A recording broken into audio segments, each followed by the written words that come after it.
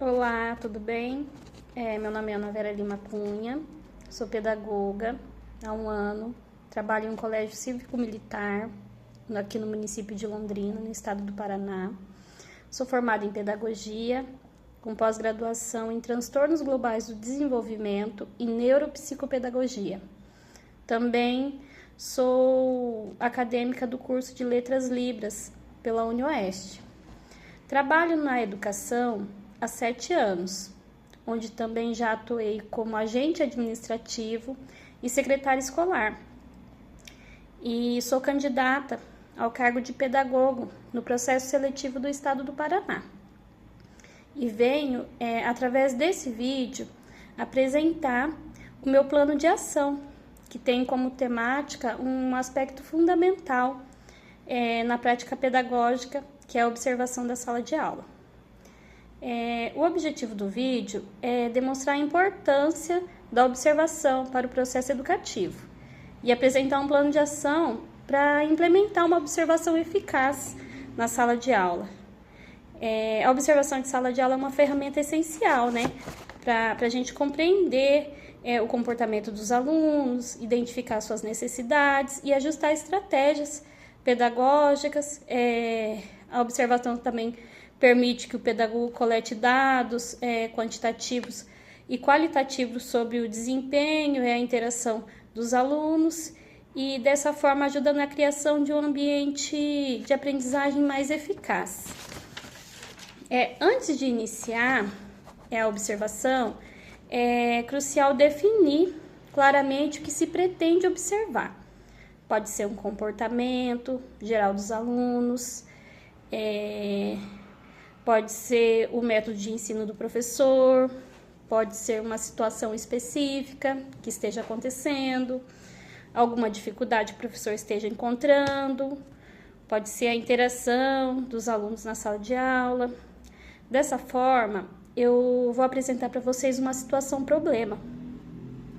Então, eu como pedagoga, durante o atendimento aos professores na hora atividade, conversei com uma professora de história e ela me relatou que está encontrando muita dificuldade em manter a atenção dos alunos. Encontra dificuldade também no início da aula, pois a aula anterior é da disciplina de educação física e os alunos chegam na sala cansados, agitados, alguns suados, reclamando de dores, né, por às vezes de repente algum dia se machuca, e ela está tendo dificuldade em fazer com que eles prestem atenção na aula dela.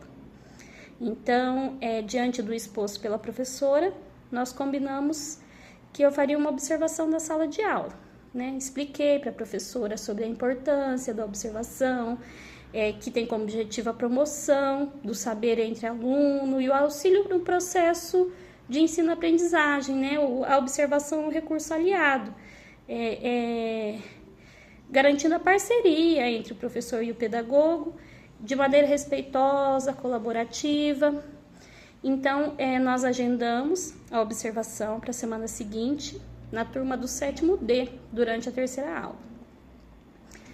Chegado o dia da observação, fui até a sala de aula, munida dos materiais que eu sempre levo comigo, que é a ficha de observação e o checklist, para registrar as informações de forma mais organizada, né?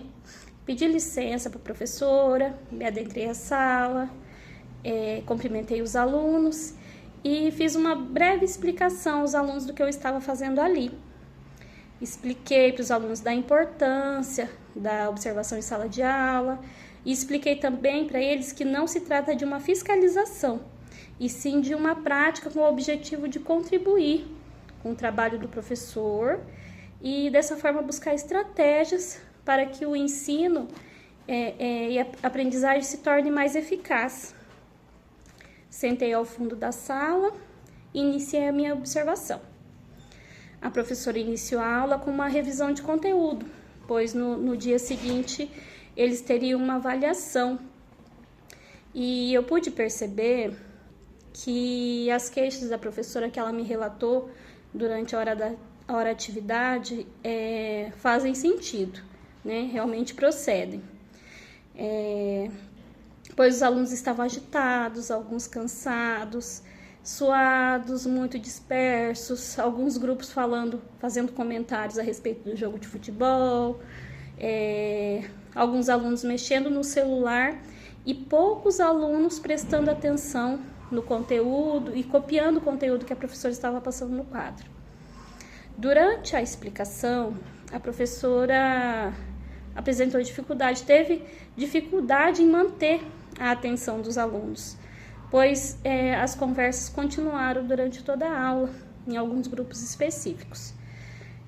A professora ela possui domínio de conteúdo, ela tenta fazer uma aula mais expositiva, mais colaborativa, onde os alunos expressam suas dúvidas, suas opiniões, ela aborda o conteúdo de forma simples, em uma linguagem que todos entendam, ela procura auxiliá-los, ajudar nas dificuldades, porém ela passa grande parte da aula pedindo para que os alunos prestem atenção e diminuam a conversa. Ao final da aula, eu agradeci à professora e aos alunos e me retirei. Durante a minha observação, eu não fiz nenhuma intervenção em sala de aula. Eu conversei com eles antes e falei que eles agissem como se eu não estivesse ali, né? Não fiz nenhuma intervenção a respeito da disciplina dos alunos, nem a aula da professora, e pedi para que eles agissem naturalmente como se eu não estivesse ali, para que eu pudesse conseguir observar a aula de acordo com o que a aula é, normalmente, né? Através dos pontos observados e do checklist, das anotações que eu fiz na ficha de observação, eu pude elaborar o feedback que foi agendado com a professora, que seria na hora atividade do dia seguinte. No dia seguinte, a professora foi até a minha sala, fomos a um lugar reservado e eu agradeci a professora pela oportunidade de poder observar a aula e compartilhei com ela algumas observações que fiz e algumas sugestões. Iniciei apresentando à professora os aspectos positivos. Eu observei que a professora apresenta um planejamento bem estruturado, organizado, com objetivos claros para a aula, né? Ela utiliza estratégias variadas, como perguntas abertas, discussões em grupo, e ajuda a estimular o interesse e a participação dos alunos. Disse que a professora também lida com os desafios, as interrupções, os comportamentos desafiadores mesmo, de maneira respeitosa. Porém, é necessário criar estratégias para que melhore a disciplina e aumente o foco dos alunos para o conteúdo. Uma das estratégias que eu apresentei à professora é de criarmos um mapeamento da sala de aula, onde cada aluno possui um lugar definido, a fim de melhorar a atenção e a colaboração entre eles e diminuir as distrações, né? Por exemplo, grupo de alunos que senta lá no fundo, onde poucos prestam atenção na aula e conversam com frequência. A professora pode trazê-los mais para frente ou pode distribuí-los na sala de aula, de forma que haja uma interação com os demais colegas e com a professora, e dessa forma melhore também o foco na aula e no conteúdo.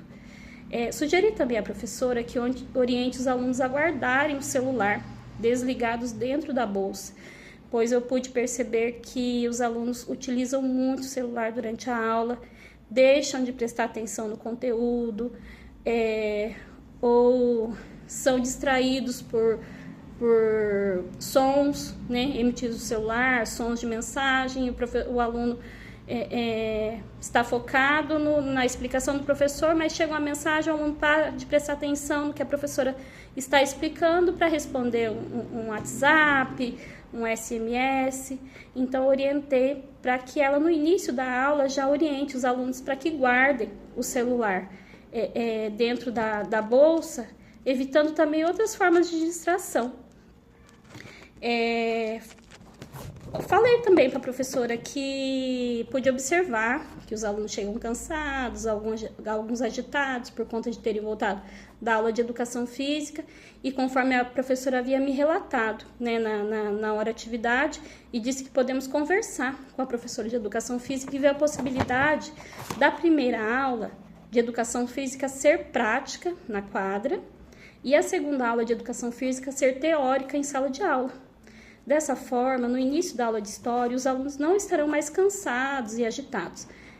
Disse para a professora também que sempre estarei à disposição, que estou aberta a perguntas, né, a dúvidas, e concluí reiterando que o objetivo da equipe pedagógica é sempre colaborar com o trabalho dos professores, né, e que juntos podemos aprimorar o processo de aprendizagem e que sempre estaremos à disposição. Bom, gente, esse foi o meu plano de ação e eu agradeço por tê-lo assistido.